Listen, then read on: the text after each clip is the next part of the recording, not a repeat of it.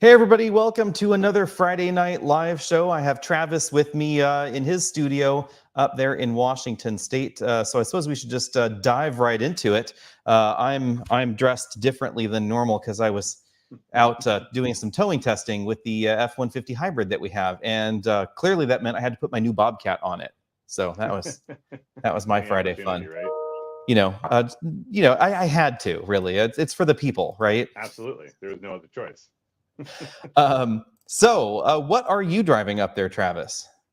So I've got something very different. I have the Fiat 500e right now.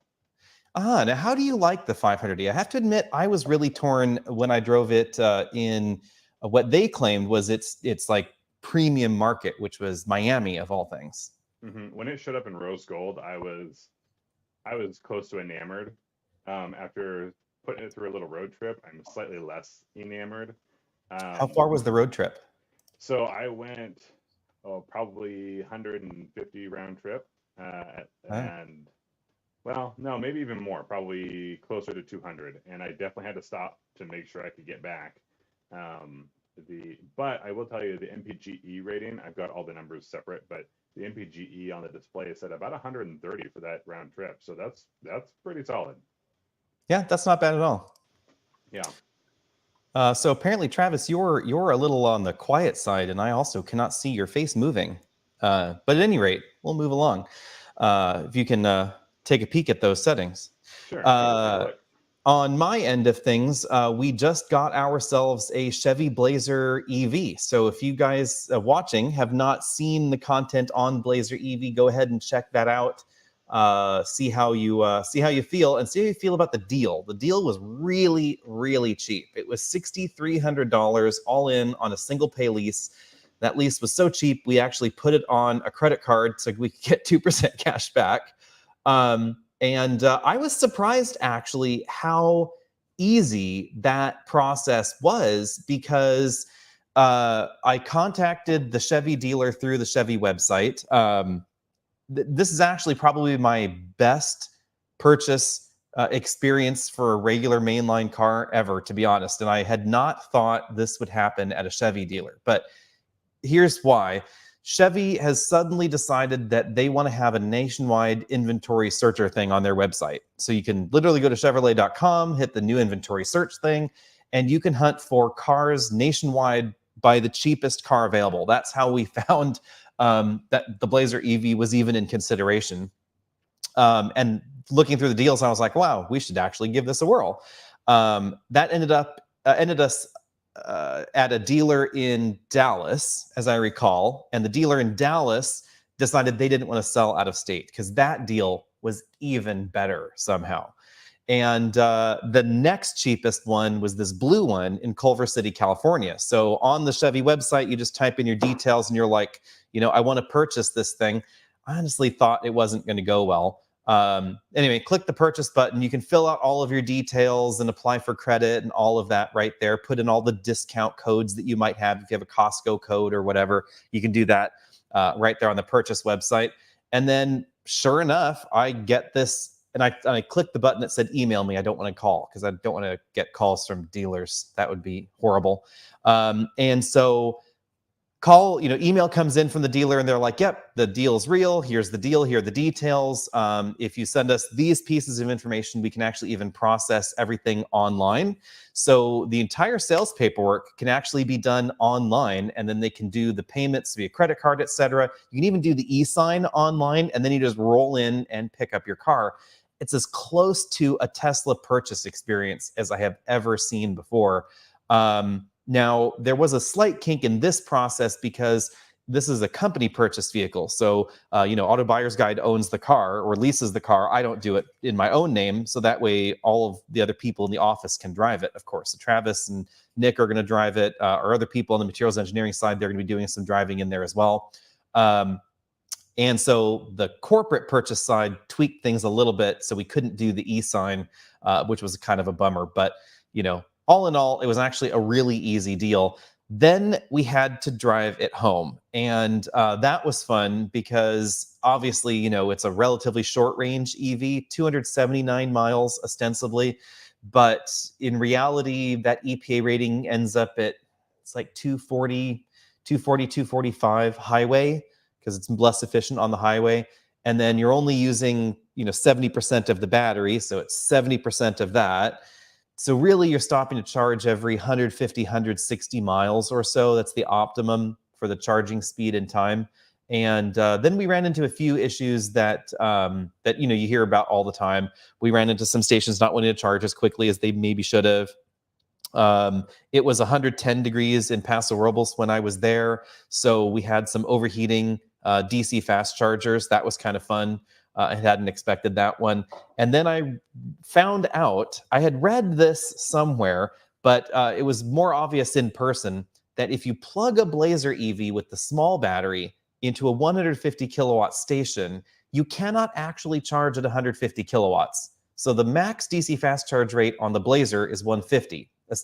Actually, reality, it's a little bit higher, 154 or so. But the problem is, if you plug it into a 150 kilowatt DC fast charger station, it can't supply the current required for that voltage to get to 150. You have to use a 350 kilowatt station. And that kind of has led me to my new belief that we should just stick a fork into the 150 kilowatt stations. Like, this should just be dead. No one should ever have those again. And if you're going to build a new charging network in North America, you should just put in the 350 kilowatt ones. So let's go along to some of the questions here while Travis is hunting through his camera issues there. Let's see here. When are we getting an all-electric 3-row SUV from Toyota? Honestly, we don't really know. Toyota's been really cagey on their plans. They've showed some things under covers, etc. But generally speaking, Toyota is really slow on the roll here. So I would not assume it's going to be anytime soon. Let's put it that way. Any changes for Grand Highlander and Highlander? No changes for Grand Highlander that we know of. There have been a number of rumors around Highlander maybe getting another refresh, but we don't know yet. Highlander sales have definitely been on a steep downward trajectory because Grand Highlander's on board now. So that's a definite big thing there. Let's see here. This is a good one. Zeke is asking, federal used clean vehicle tax credit. What good is the credit if most eligible vehicles cost way more than the max price of $25K? I would say there are still a solid number of EVs below $25K.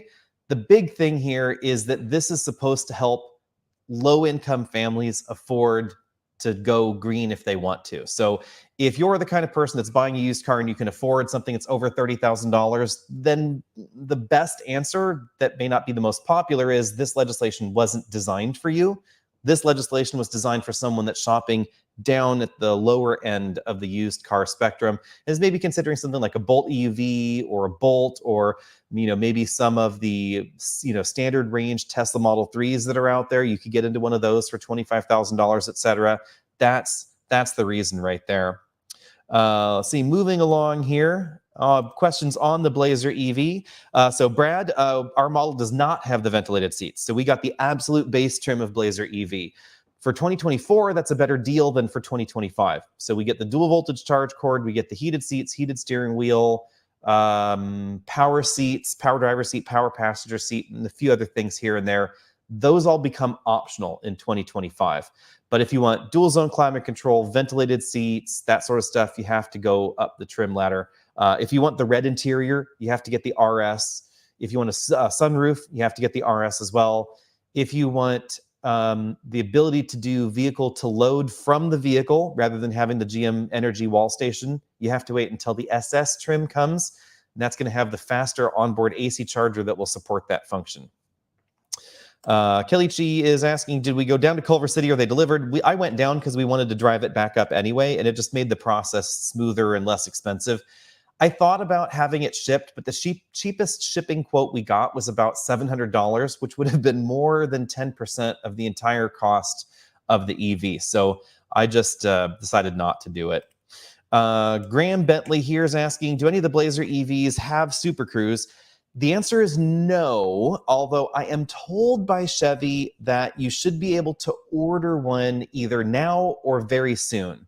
So it's going to be a particular package on Blazers. 2025s definitely will be able to be ordered. So if you're ordering a 2025 now, you should get it on the 2025. There are theoretically some 2024s with that option. But if you go on Chevy's inventory sorting tool and you look up that particular option package, I could not find a single one with Super Cruise on it. Jova R is asking, why didn't we wait for the Equinox EV? Well, two reasons. The Blazer EV is bigger and it's a lot roomier actually on the inside. So the cargo area is not too far off the Equinox, but you have significantly more second row room and a wider vehicle overall. So the whole thing is wider. It's basically the same reason that you'd want to choose a Blazer over a regular Equinox. It's kind of a faithful electrification of these two models. Also, the Blazer is just cheaper than the Equinox. So if you look at all the deals out there, I'm starting to see a few Equinox deals now that seem to be getting closer to there.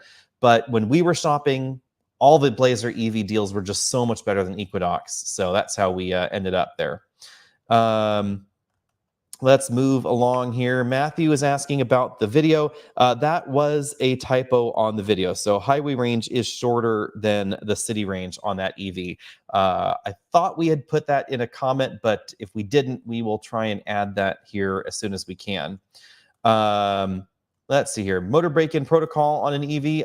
There isn't one as far as I know of. At least there isn't one in the instruction manual. So I think that is going to be fine long-term. Don't know about too many details. And this one's talking about if you run that search, 263 do it signing, 123 a month or for 24 months. That's not far off the deal that we got here. You can do it in a single pay and get a slight discount because the money factor is going to be lower, or you can do it as an actual monthly lease. Remember, there's some taxes that need to be added on there, etc. Reviewing the 2025 Carnival. We don't have any specific dates on this one next door, but apparently the Carnival should be on sale a little bit later this year. I'm going to film it in the studio shortly, which kind of blows my mind. I don't know why we're doing a studio filming deal there. Oh, Travis is back. Let's see if his microphone works. Anyway, so we're doing a studio filming deal. I think it's next week, so we'll have another video on Carnival Hybrid. But, you know, Travis already saw the Carnival Hybrid, and we're not going to have anything new from that video other than just a different look at it. So that's coming up soon there. Seth is asking about upgrading the Ultium battery packs. Insofar as we have heard, no. There is no EV that I know of now that will have any sort of upgradable battery pack in this way, although you can get a Cybertruck with an auxiliary battery pack. That's kind of a novel thing, or will be able to, because it's not currently on sale yet. Yeah. A lot of details we don't know on that one. We don't know how much it's going to cost. We don't know how much it will cost to install and uninstall. We know you won't be able to do it yourself. We know you're going to have to go into the service center. They will install this thing that will occupy 2/3 of your cargo area, and then it's just living there. You don't just decide, I want it today and I don't want it tomorrow kind of thing. And that's one of the things with the Ultium pack, was that it was supposed to be one of the most easily replaceable or repairable or serviceable. So in theory, it's meant to function with different kinds of cells, but yeah, we'll see how that comes along. Right, and that's mainly because of the way that they designed their wireless battery management system. So the protocols that it's using, you don't have to depend on, you know, particular numbers of wires or particular interface chips in the battery modules and in the vehicle to communicate. Theoretically, you could have a new wireless controller and it could still wirelessly talk to the old battery modules in the vehicle. And with the appropriate battery management systems and the right chemistry, if you put a new, more energy-dense battery in the place of the older, less energy-dense module when it failed, you pop a new module in there, the system should be able to talk to it and just monitor and manage it the same way as the others. You just won't get any extra capacity out of that one. Yeah. Let's move along here. This is a good one. Crazy Wee Monkey is asking if we have a least favorite vehicle currently on sale. I think for me, this is super duper easy. It's the Mitsubishi Mirage. I mean, even though it's a new vehicle with a warranty? Even though it's a new vehicle, it is dreadful. Truly dreadful. 78 horsepower. It's the only thing currently on sale in the US that's not like a side-by-side that has under 100 horsepower. Yeah, and horsepower is not hard to find these days. And it's not that much, and it's not very efficient because it's got to work so hard. Yeah, and you think it's like if you think a Mitsubishi or Nissan Versa is underpowered, you haven't seen anything until you've been in a Mitsubishi Mirage. Honestly, I'll kind of go a different direction. I think I'm leaning towards something like the Hummer EV. There's so many things it does, but it takes so much material to do it, and you can do similar things for a lot less money and a lot less materials. I'd have to go a little bit farther, but I'm leaning towards something like that. This is your environmentalist side speaking here. So it's just an efficiency thing, and it's so bad at it. I agree, and its efficiency offends me, but I will posit this proposal. If we as a society need to get to a zero emissions future, then there will be a point where we have to cajole or convince or legislate non-EV likers into an EV, right? So if we're going to get a bro in Alabama to stop rolling coal, we need something that's, unless we're going to have a police state, we need something that is equally as attractive, right, on the electric side. I would never buy a Hummer. I have no interest in a Hummer. And I get that argument. It's not even, there's just so many other options. There's just so many other ways But what to else do is what else is does. this crazy? Well, there's an obnoxious component to it, right? But it's a silently obnoxious component at this point. So they're working on that part. I've heard some pretty cool EV soundtracks, and I've heard some really bad EV soundtracks. Well, all they have to do is stick that Banshee screaming thing from the Dodge Demon in there, and then it could be the biggest thing with the gun rack and the squealy things out the back. Like that could be epic. I will say my least favorite vehicle being advertised right now is the ID Buzz, because I'm quite sick of seeing it advertised. I want to see it sold. Yes, that is a whole different problem. It is. I know. So Matthew's asking, at what point would you just get the Honda Prologue instead of the Blazer? What would that tipping point have been for me? I would say I would have been willing to pay $100 a month more for the Honda Prologue. But this is I'm torn. You haven't driven the Blazer yet, Travis, but you drove the Prologue. But you've seen the Blazer. You've seen the Blazer. You know what it looks like, etc. I've sat in it. I've played around with it. Yeah. Honestly, very similar. Like the seats, they're the same. The software, it's the same. The exceptions here are Blazer gets enormous LCDs. The LCD in the dashboard is like chef's kiss, fantastic. It is huge. It's beautiful. It's sharp. But they didn't skimp on it because they also get this 11-inch instrument cluster, right? It's not like a Tesla where you just get the 17-inch thing. This is like screens for everybody. Yeah. But no CarPlay and no Android Auto. And it's like having a really big screen, but you Yeah. can't stream. You only have to use your Blu-ray or DVD player, you know? And Honda gives you both. And then there's the exterior design. I actually have grown to like the Blazer a bit more. Funny enough, we had the ID4 and the Blazer at the same time this week. And this from the side profile, they look like they're related. They have the same sort of swoop and the same sort of haunch in the back. It's the crossover look. It's also the crossover EV look. At any rate, on the Blazer, on the Prologue front, it also has that teal color, and I love that teal color. Yeah. I think I do $150 more a month. I think that would be kind of the max I would go. Yeah. No, and there's a point where you're like, it's not worth the extra dollars, but I definitely like the Prologue over the Blazer. Yeah, I could see that. Jake is asking if we considered a Hyundai EV lease. We did, but we have a rule. We can't do too many things in a row from the same car company. And if you guys recall, we had a Nexo and we had an EV6. So Hyundai and Kia out of the running because we had one recently. And we also have theoretically had, Durango, and we've had some Fords and had Mach-E, we had Lightning, we had Rivian, had a Tesla Model 3, etc. So we were looking deliberately for something different. So my initial thought process was it probably should be something from Honda and from GM. And that's why we'd been talking Prologue, because we thought we could kill two birds with one stone. Yep. So that's how that went down. Let's see here. Like Android Automotive over phone link system. I don't know. This is an interesting question. And actually, and this I will say, if you guys are out there watching and you're thinking to yourself, it seems very like a particularly CarPlay focused conversation. This is where I will say two things. The first one is I will oftentimes use them interchangeably. I mean, smartphone projection when we're talking about things, right? But I will also say that statistically, 80% of new car buyers are iPhone users. So we have those numbers. And this is logical when you think about it. So step back and think about the new car buyer demographic.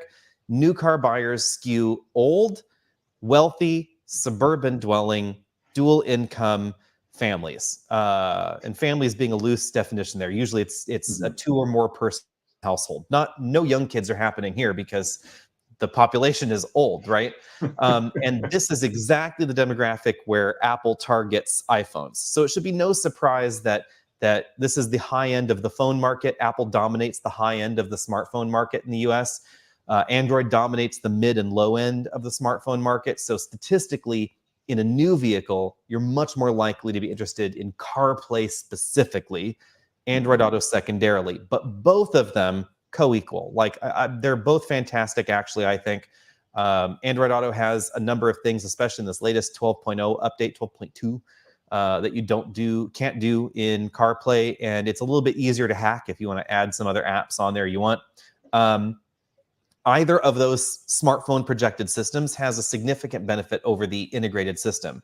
So for instance, if I'm just hanging out here and I'm like, oh, let's use Google Maps. I mean, I use Google Maps all the time. I don't use the Apple Map thing. But like I want to find a restaurant and I'm like, let's look for restaurants near me. And I'm like, ooh, that restaurant looks totally cool. Let's go to this place here. And I click it and then I can click directions. Then I just hop into my car and the car direction-y thing just starts happening. And then I have to park in a parking garage 3 blocks away from this restaurant that I've never been to. I take my phone out of the car and guess what? It's still navigating me to that thing. That's my problem, is that you can't do that if you're only using the Google connected system in the car. And actually it has nothing to do with the Google thing. Like the Google thing is like the best car nav ever created in the history of the world, right?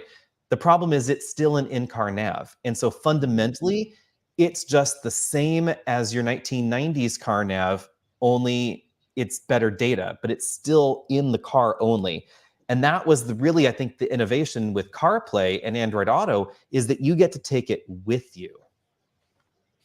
Yeah, and I mean, to second that, it's sort of why would I want this in my car if I have it in my pocket, right? And no matter what car I get in, and obviously you and I get in a lot more variety of cars than your average consumer, and so it's just exacerbated the fact that it works the same way. The buttons are in the same place on the screen every time we do it.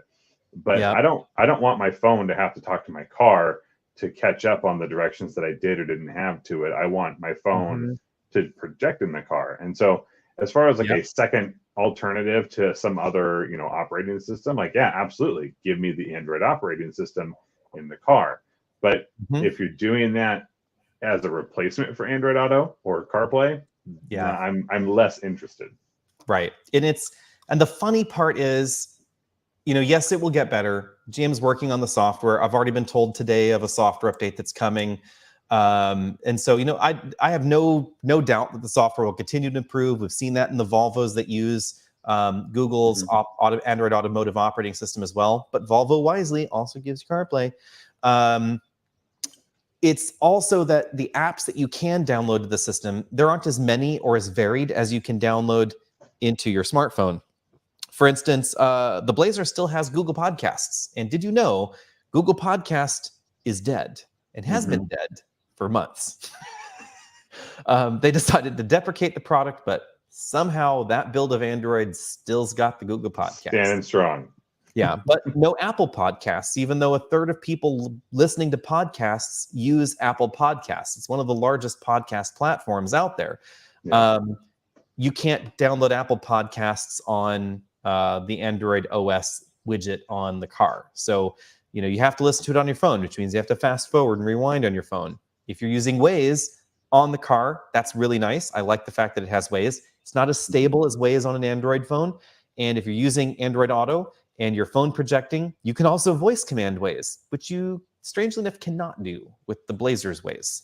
Right. A lot of odd snippets here and there. Very strange. Exchanges. Yeah. Like, yes, we have it, but under these conditions. So Poojan is asking us, do you recommend a normal person to buy a German car or a Japanese car? And with that, is the Chevy Trax the best new car deal on the market right now? You know, I have to say that I think the Chevy Trax is a fantastic deal. If it's not the best deal, it is certainly among the best deals available in the United States right now. And as far as German versus Japanese, I would say that really just depends on what you want out of your car. You know, do you want a car that's more fun to drive? Generally speaking, the Germans fit that bill. Do you want a car that's more reliable? Generally speaking, the Japanese fit that bill. If you're leasing, a lot of those service and maintenance concerns are going to be rolled in. So at that point, whatever floats your boat. Exactly. Looking at long-term ownership, just know that one will likely cost more, but in theory, you're getting what you pay for. So if it checks all your boxes, then you'll have to pay for all those boxes being checked. This is actually a good question here, Bruce.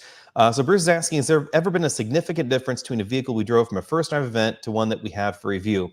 There have been, and the one that immediately comes to mind actually is the Lexus TX and the Grand Highlander with the Hybrid Max system. When we drove them at the first drive launch, I hated the way that system shifted. It was not smooth at all. The motor engagement, the regenerative braking engagement, both really bad.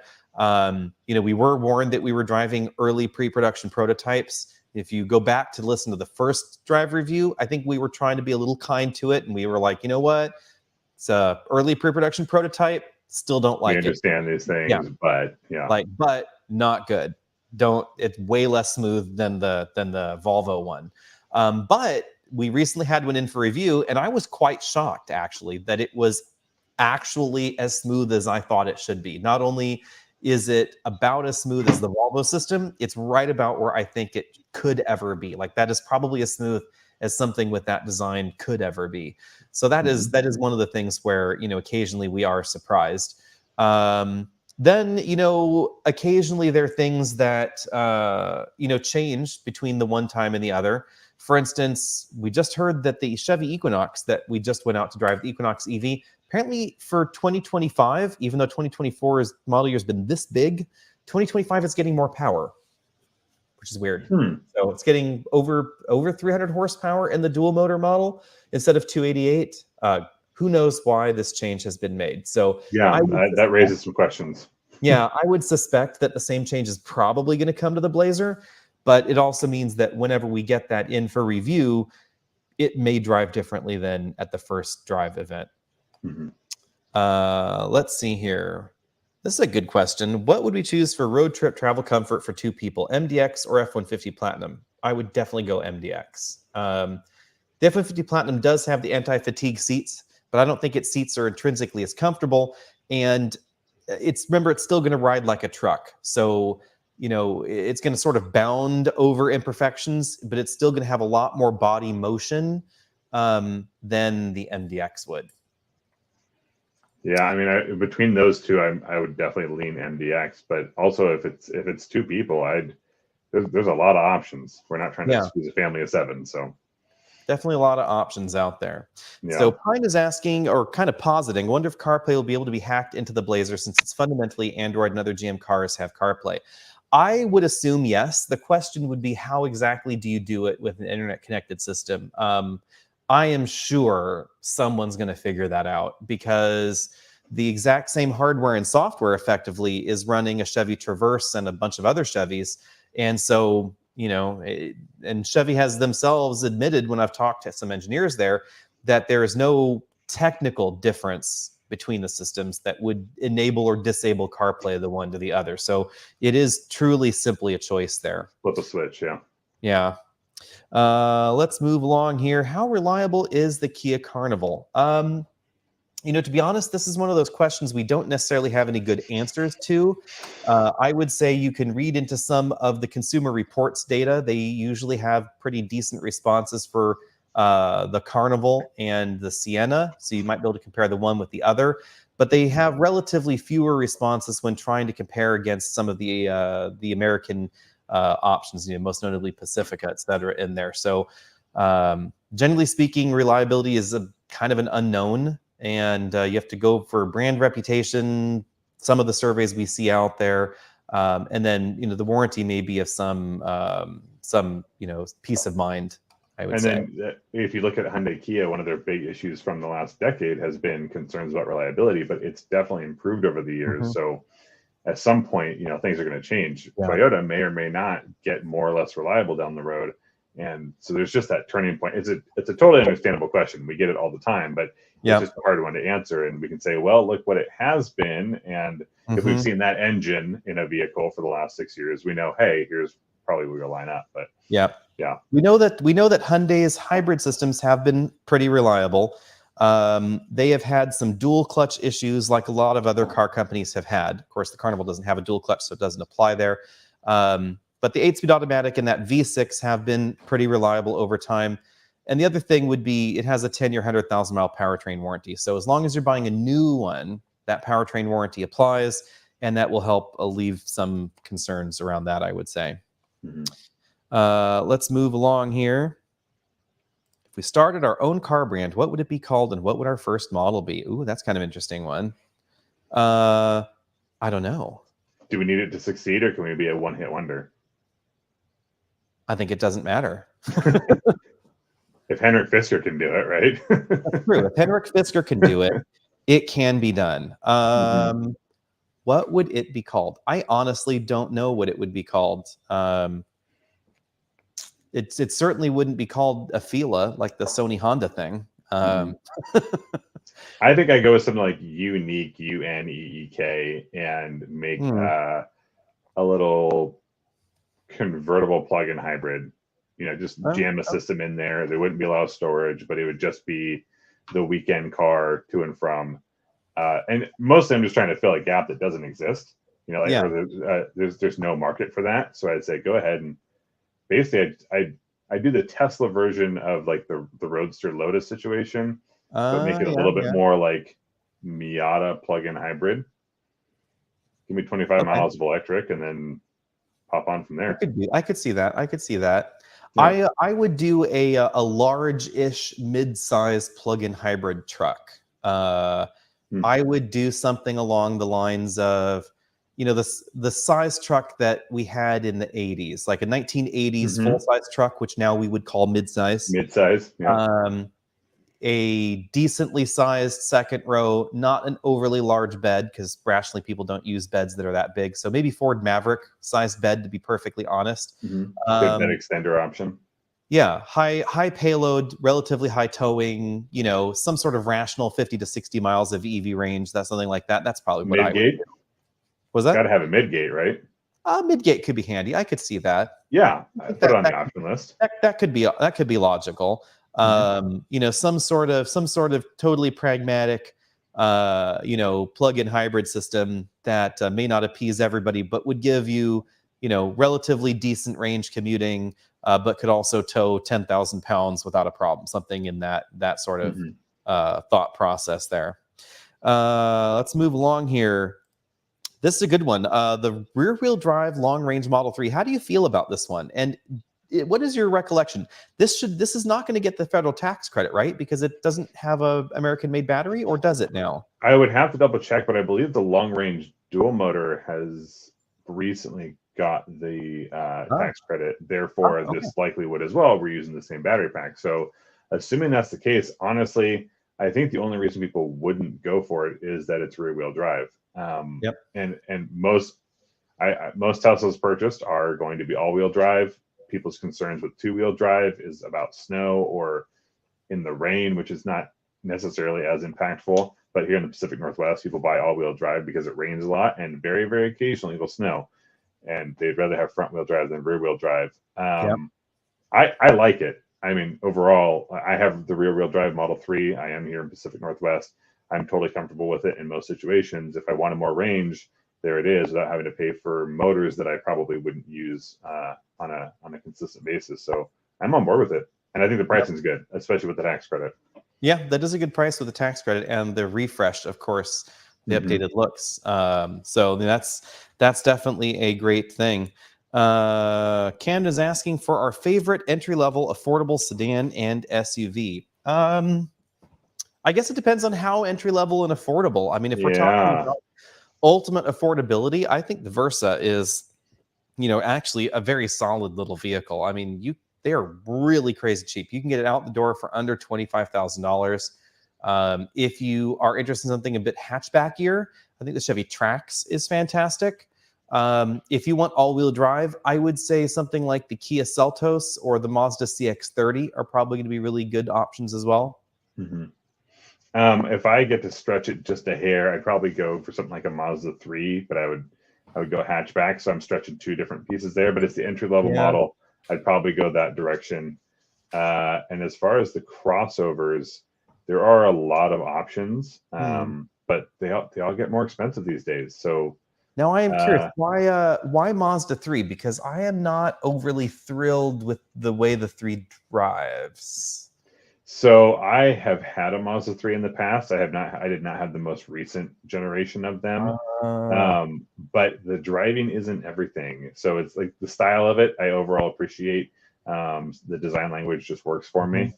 It is the prettiest, I think, except for the hatch. Well, I liked my old hatch better, but I don't dislike this one entirely. So I think someone beat it with an ugly stick right around the back and just did not stop. Like the back. I'll also say, if you're trying to get a crossover that's bang for the buck and functional as the day is long, that Kia Soul is still out there.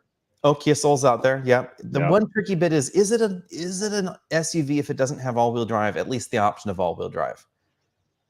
This is a peculiar mind twist that is a crossover with all-wheel drive and SUV. I mean, that's yeah. Well, this gets argued in our circles all the time, and people out there will be like, it's not an SUV because it doesn't have all-wheel drive. And I'm like, well, so once upon a time, most Jeep Grand Cherokees were sold without all-wheel drive. They were rear-wheel drive. So were they not SUVs either? Like, that's is it a real SUV if it doesn't have four-wheel drive and body on frame? I mean, these are the questions. Right. And it's like, well, then the Grand Cherokee's never been an SUV. What's it been? A Range Rover's never been an SUV either. Like, then what are these things if they're, it's a distinction without a difference in some ways. So Drew is asking here, what's with VW and their slow rollout of their vehicles? GTI R shown in January, on sale next year. ID Buzz shown April, not coming out to fall of 24. Seems like the U.S. market is not a priority.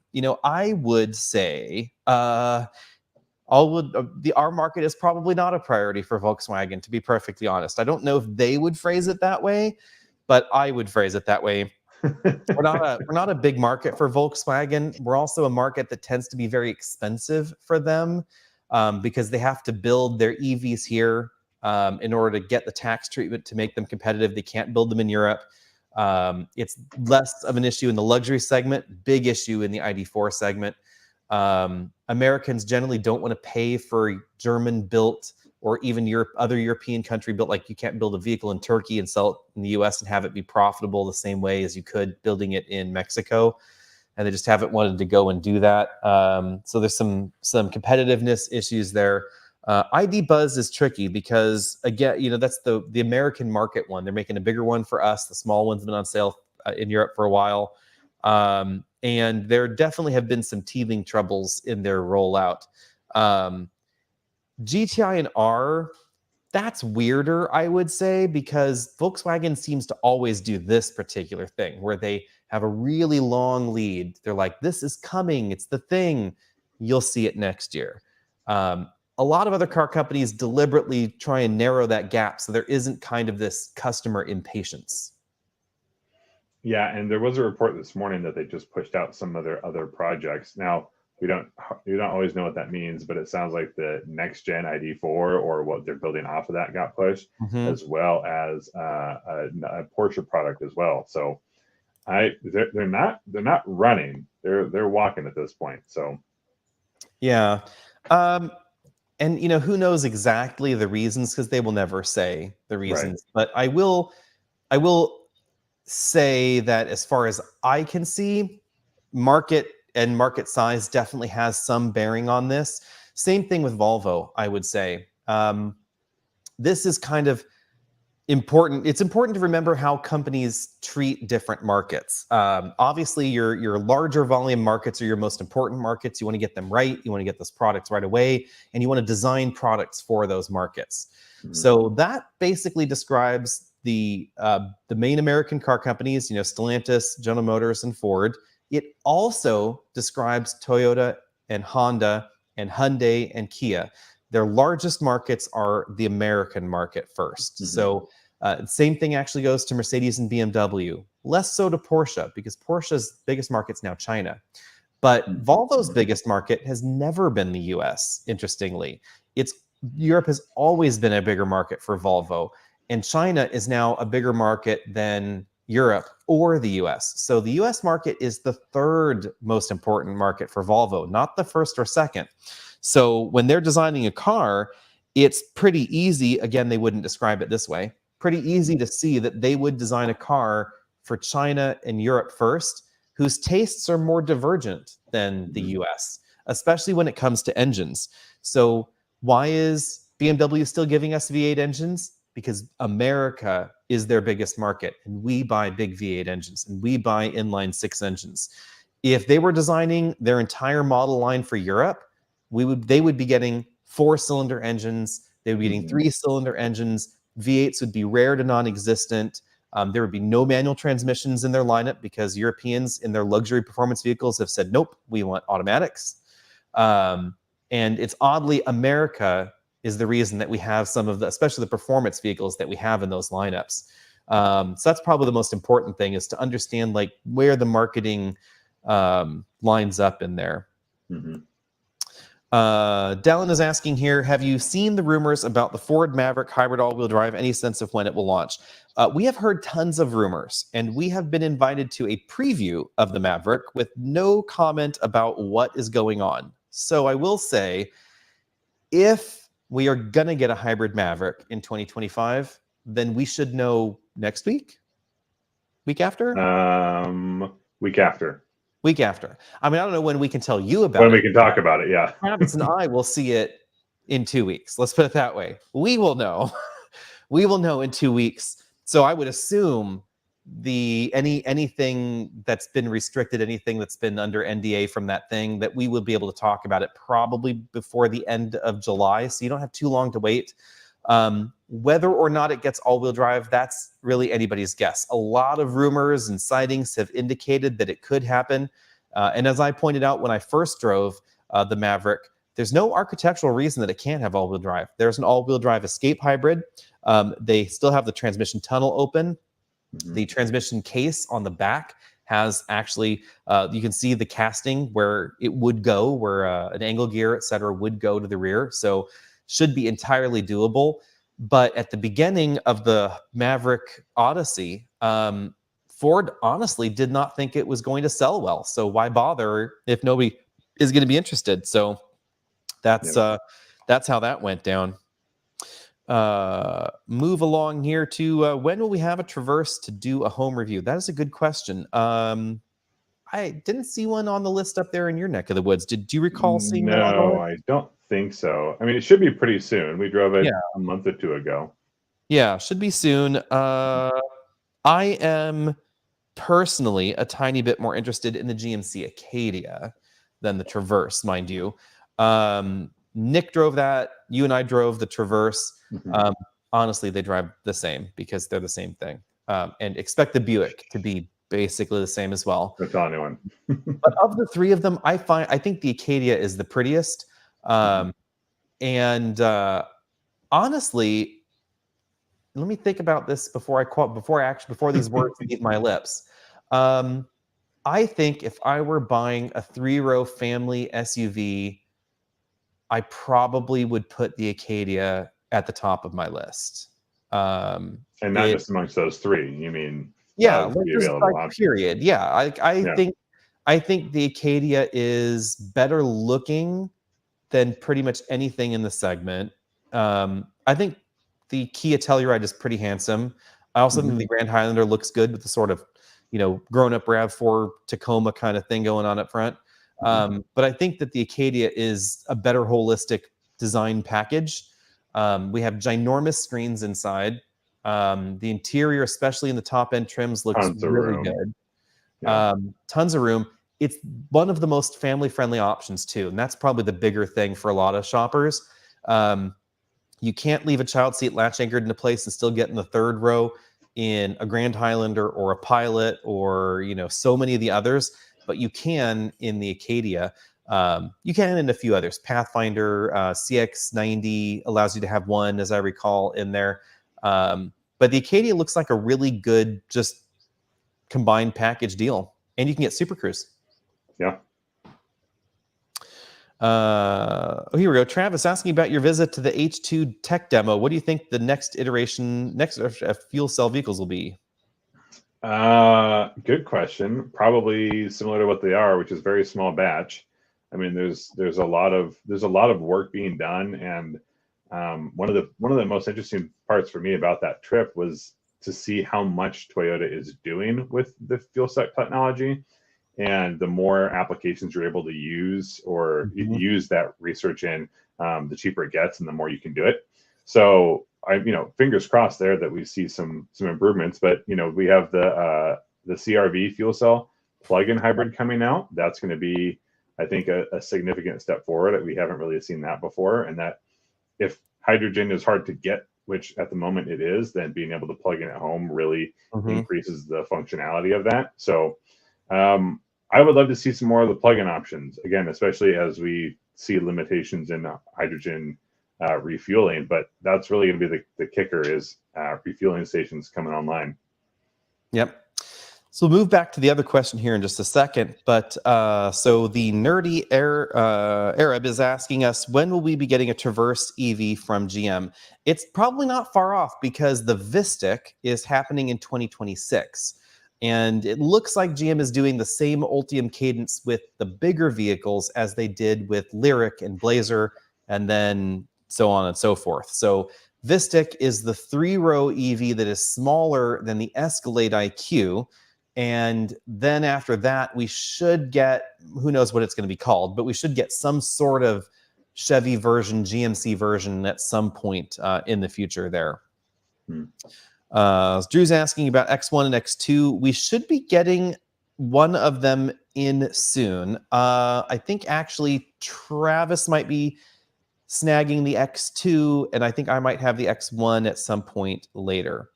Let's see here. Acadia has less room behind the third row versus Traverse. This is an interesting twist. I was actually asking GMC and Chevy for clarity on this one. And according to the chief engineer for the platform, the 3 of the vehicles, she said that there is no difference in the cargo room and that she thought the numbers were a misstatement. So hopefully we will have at some point some better clarity on that. But at the reveal of the Enclave and the drive of the Traverse, I asked her at both of those. And she said that all 3 of those actually will have the exact same cargo dimensions in the back.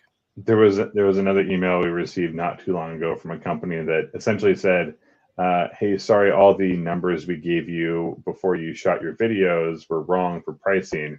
We need to make changes. So that is one of those things where sometimes we shoot these things a month or 2 in advance, and we don't always get the right numbers, even from the people who are putting the numbers together, because the one who hands it off to us is certainly not the one who did the measuring. So sometimes there are errors. And actually Acadia Traverse Enclave, this has been a weird comedy of errors because there was a lot of confusion initially. It looked like they all get the same engine, by the way. But at the beginning, it looked like the Traverse was going to have a lower output version, and then we were getting more horsepower in the Acadia. And initially, we asked the Chevy people, and they were like, "No, that number is right." And then the GMC number, they were like, "No, that number is right." So you're like, "So you're going to be more powerful than the Chevy one?" And they were like, "Well, I guess so, because that's the right number." Because that's what the number says. And you'd talk to the Chevy people, and they were like, "Yeah, I guess we're getting less power because that's the number." Come to find out, nope, actually the same. And how it went down was they had a target for horsepower in the design process. And then by the time everything got finalized, they realized that they could crank the dial up just a teeny bit and get a little bit more power and a little bit more torque out of it. And that's why those numbers changed. But same calibration profile for all of them because they all had to be emissions tested together. Yeah. Let's move along here. What else here? Civic Hybrid, Elantra Hybrid, or new Prius? That's an interesting question. I would Prius. Ooh. I think I'd also go Prius. I mean, Prius is, you know, fast and efficient, both. Yeah, and it's good looking these days. Yeah. I mean, and who would have thought? I talk about a glow up. Yeah. I'm hoping to spend some time with the Prius in the next few weeks, and I'll definitely get back to you on that one. The only thing unusual with the Prius, and it's really only what I've experienced from sitting in it the few times I've been able to, is that the dashboard layout is definitely different than most other car makes and models, and so it's peculiar. It's just making sure I could find a comfortable position after an hour or two on the road, because that first try it seems a little bit weird. But as long as that passed the test, then I'd probably go Prius. Yeah, this is an interesting related question. When do we think we'll get a car that has MPGs over 60? I would say it's probably not going to happen anytime soon because we have reached seemingly the upper end of thermal efficiency on gasoline engines. There are some proposed engine designs that we've seen here and there that through different technologies claim that they could boost thermal efficiency up beyond what we've seen from a Prius, etc. But Prius, Elantra, and Civic, those engines and those hybrids are right up there at the absolute limit of traditional Otto cycle, Atkinson cycle thermal efficiency. And so the only savings that you could get would be weight, aerodynamics, and smaller displacement, lower horsepower. And unfortunately, I think that the real reason that we won't ever see 60 miles per gallon anytime soon is that people just don't want slow cars anymore. I mean, you hear it. Yeah, you see it all the time in the comments section. It's like, well, that car is dangerous because it's 0 to 60 in 8 seconds. It's like, I learned to drive on a Chevy, on an Oldsmobile diesel, rather, that got to 60. I don't know. I think it was originally rated for 32 seconds. I think 0 to 60 is what it was actually when it was new, but that was what it could do. No turbo diesels then. Like, no, that was. I was on an 89 Civic hatchback, and let me tell you, you put your foot on the floor and you could count until it downshifted, and then it did not have the ponies out the gate that it did when it was first came into this world when I had it. So I was definitely in the double digits on 0 to 60 times. I do think it's a consumer problem, and I think it's a safety concern. At this point, when you look back at some of those hyper efficient vehicles, let's take something like the Honda Insight, which was a high. Yeah, but I think that could work. But the problem is nobody wants an Insight, and I don't think it's because of the fuel economy. Right. It's because it was too small for America. And I right now, I was looking it up. I think I have the smallest car in the United States for sale right now in that 500e. And let me tell you, great for 2, and that's it. And people don't like limitations. We buy third rows, families of 3. It's just, and again, the safety the safety levels have come up. There are more requirements. There are different crash tests. And so you're adding structure to vehicles that they didn't have 10, 20, 30 years ago, which is definitely going to be part of that weight equation. So, and it would be expensive is part of the other problem too. The answer is plug-in hybrids. That's what they've been doing, is saying, hey, don't worry how inefficient the engine might be at the moment. You won't use it a whole lot. Because I'm pretty sure if let's hypothesize this. If we had a Prius current design generation, ultra aerodynamic, if we could make that a 70% scale Prius that had 2 seats close together, no back seat, smaller cargo area, we had a new version of one of the older displacement Prius drivetrains, where maybe we had a 1.5 liter engine instead of a 2 liter or 2.5 liter engine. you know, and we had wheel skirts in the back, and we had super Yep. narrow tires. You could have a modern crash structure. You'd have to have lots of high strength steel, aluminum, maybe some Yeah. carbon fiber here and there. But Which is you know, expensive. you'd also be paying $55,000 for a Prius that's seated 2, and not, you know, $25,000 for a Prius. And looked the way it looked. You kind of have to take it Yeah. as it is. So Nobody liked the wheel skirts. That was a nobody was you got to was remember when you're washing the car to roll it forward so you can get the rest of yeah. the wheel. Yeah. Let's move along here. Joshua is asking, what else were we considering before we decided on the Blazer? You know, we were kind of all over the map. I had definitely been looking at Aria. I had been looking at a Sorento plug-in hybrid. The Sorento plug-in hybrid was the one that I was most interested in personally, I think, because I think that that's a really great package. But the Sorento is kind of pricey at the moment, especially the plug-in hybrid. Hard to find. And we also have had too many Kias. So, you know, we had a Soul EV, a 2016 Soul EV, then we did a 2022 or 2023 EV6, something like that. And then smushed in there somewhere was the Hyundai Nexo. So I was like, it's too many Hyundai Kia products. We need to go in a different direction. So there was that. Prologue, real high on the list. There were other things still on the list that got delayed. Yes. EX30 should have been this vehicle. Yeah. So EX30 got pushed back, but yeah, we'd actually been holding the spot open for EX30. So I think EX30 is dead. I had thought about a VinFast, but I don't know if I want to know what happens if they decide not to sell in the US anymore. I don't think VinFast will go bankrupt a la Fisker because they've got too much going on in Vietnam and too much support in Vietnam. But I could see a world where they were just like, pulling out of the US market. If we have a lot more subscribers, we could try it. But yeah, we got to work our way there. And of course, we have the Grenadier. So we have the polar opposite of Blazer EV with the Grenadier. Pretty close to, yeah. And I tried to convince him for a Quartermaster, and I couldn't get anywhere, folks. I tried. Too expensive. I did think about a Solterra. We'd actually been talking to Subaru about a Solterra actually for quite some time. So when the Solterra first came out, we wanted one. Problem was its wheels kept falling off. So they had a stop sale on them, didn't have a fix. Took actually quite a long time for them to go back on sale. And by that point, it seemed like a lot of the interest had gone away. Chevy but Trax. They do have a Squircle now. Yes. Yeah. Chevy Trax, that was actually high on the list as well, just because it's so affordable. Part of me really wanted to get an absolute base Versa with the manual transmission, just to be like, hey, it's the cheapest car in America. Someone's buying it. Please keep making it. But not enough of you watched the video on the Versa, and so we had to cross that off the list. So there's that. Yeah. Drew is asking, have you guys seen the latest spy shots of Hyundai's new Palisade or new Ioniq 9? Very eccentric design. Hyundai's design starting to become acquired taste. Yeah, and I think this is somewhat deliberate. I think that Hyundai has gone through phases of growing up, I guess you'd say, and they're in this self-discovery phase now, I guess. Hyundai has always felt like they're the brand that needs to prove themselves, that needs to punch up.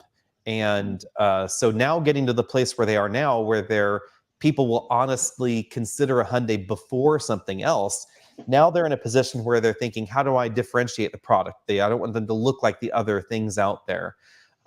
Establish. Yeah, and so they're trying to break out of that mold and deliberately have polarizing designs. I am really torn because I see where they're going, but I have to admit, I would much rather have a classic timeless design than a polarizing design, because even if it's good polarizing, will it age well? Right. Sometimes they do, sometimes they don't. I mean, it's not like it's ever going to be as bad as a Buick Rendezvous or a Pontiac. Actually, the Rendezvous aged better than the Aztec, but which I saw a mint version of the other day. But like, is the what am I thinking of now? Is the catfish grill on the Sonata, is that going to age well? I don't know. Is it going to age as well as a Genesis GV80, which people think is more derivative? I would argue no. I would say Timeless. the Genesis is more timeless. That's gonna look better in 20 years than Catfish Sonata. And I think that would also look better longer term than Kona EV. Not sure about Ioniq 9 yet. Gotta see what it's looks like in person. But good for them for getting to a place where they feel like they can do this, and they're like, we're riding high. If we make a mistake here on one design, we can always fix it. It's fine. So I think that's. I just had the Ioniq 6 for a week, and obviously it's not a brand new design. It's been around for a minute, but I was doing a comparison between that and the Model 3, and the Model 3, as much as people may not love the way it looks, it's going to age better, and you are going to get some division in opinion on that specific look. Some people are going to love it. That's great for the brand, but enough people are going to go, how many spoilers does it have? And what does this shape look like? And they might make assumptions based on that shape, which I did about storage capacity. I thought, oh man, there's not a whole lot in here. And there is. It's just, it doesn't look like it. So you run a risk. I would argue that Model S will age better than Model 3 simply because of the volume. There are more Model Ys and Model 3s out there.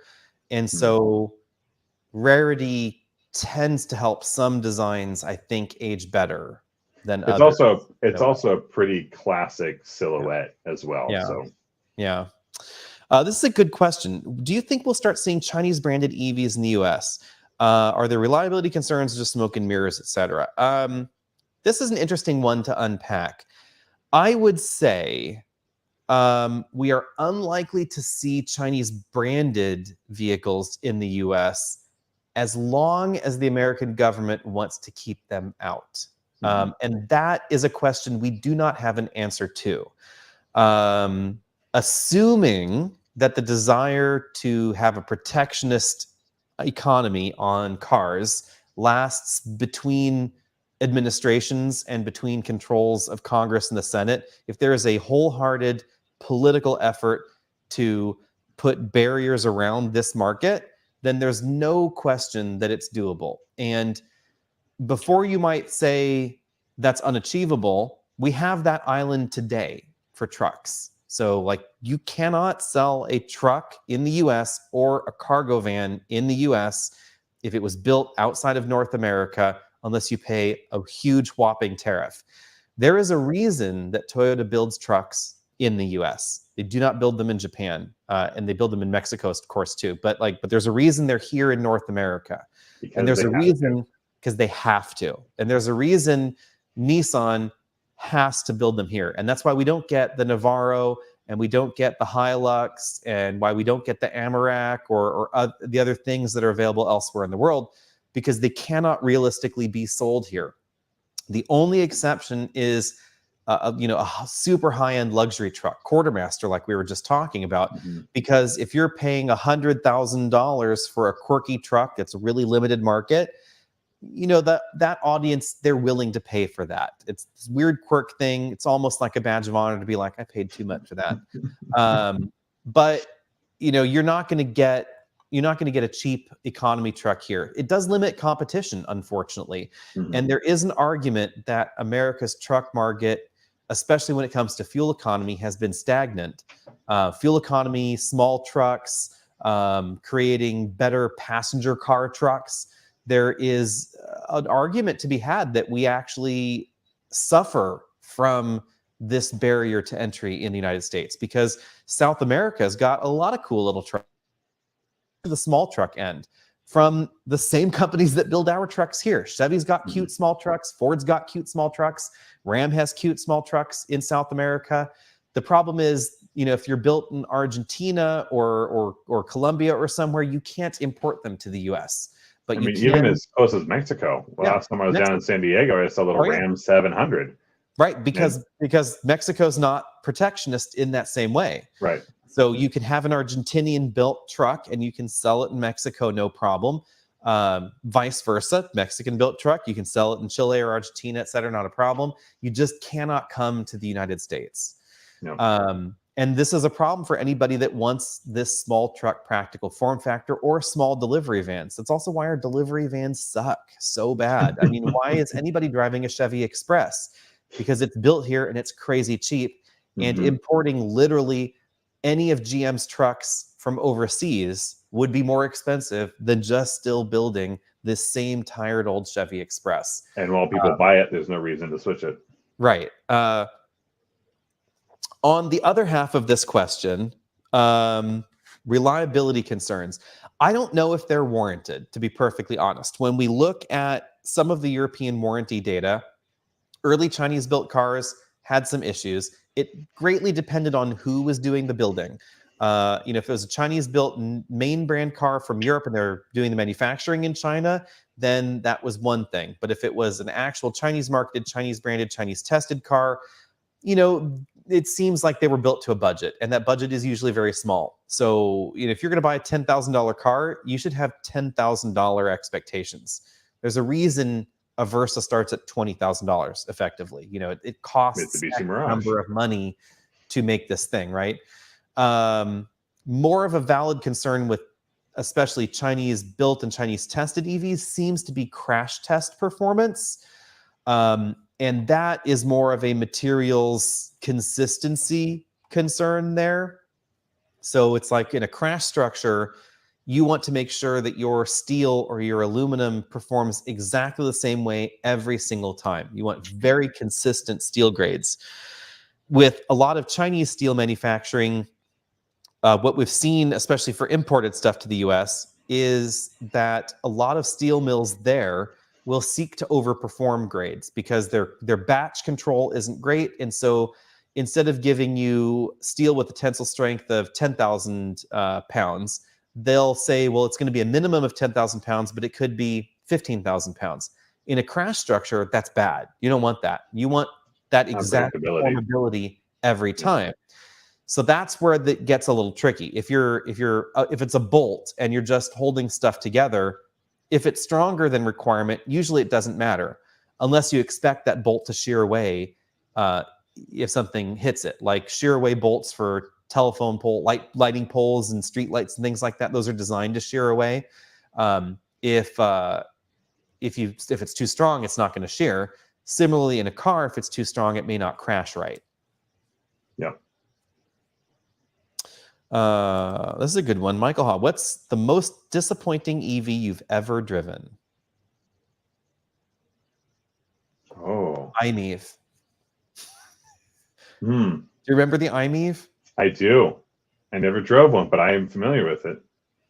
Yeah, that was golf cart, basically. I think I have to go in a similar vein. I think it was the Smart Electric. I just wanted it to be a little bit more fun. I wanted a little more personality out of it. And the problem is I drove it shortly after driving the original, oh goodness, what was the really, really tiny Chevy Electric? Oh, the Spark. I kind of like the Spark. See, and the Spark, the interior was definitely budget, but it was a lot of fun to drive. Yeah. You couldn't drive very far, but it was a lot of fun. So I think I might have to go Smart. I might agree with that somewhat. The Germans are not good at making fun cars.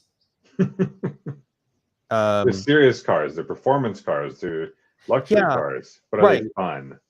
But fun is kind of a different twist on, like, you can have excellent handling, excellent precision, and not be fun. Right. There needs to be a little mischievous or something like that. And flaws can give cars personality. And so, the reason that I might personally like car X or Y might be because it is flawed.